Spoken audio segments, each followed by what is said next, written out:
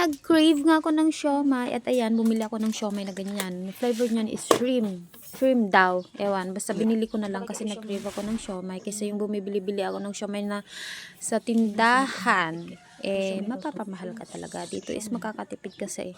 Yung isang pack ng ganyan is 150 only. Ngayon, madami-dami na yan. Mabubusog ko na dyan at saka hanggang sawa na yan. Ay, char, basta ako nabusog ako dyan. Inistim ko na nga. Tsaka sinet ko na yung rice cooker. Diyan ko na rin niluto. Yung iba is frinay ko na rin. Ay, si ate pala nag-fry kasi siya naman yung kusang magluto. Sabi niya, siya daw magluluto ng fry. Nagtuturo lang sa akin kung gaano kadaming oil na ilalagay. Tapos, hindi ko na siya pinakailaman. Basta nag-fry lang siya dyan hanggang sa naluto niya lahat. Maganda-ganda naman yung pagkaluto niya. Tsaka masarap naman.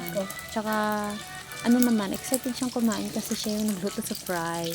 Ako yung steam. Pero, mas naunang naubos talaga yung fry kaysa yung steam. Kasi yung steam madami. Yung fry, kaunti lang yung inilagay namin. Kasi, yung fry, kapag katapos ng naluto, kung hindi na siya, mainit, hindi na maganda yung yung steam, pwede mo pang ipainit ganun. Dito is luto na. Si ate dito, hindi na talaga kumain ng rice kasi madami siyang kinain siomai. Tapos kami ni Nathan, kumain lang kami ng kaunting rice. Mabubusog ka talaga kapag ganito ang kakainin mo. Hanggang dito na lang. Salamat sa panonood.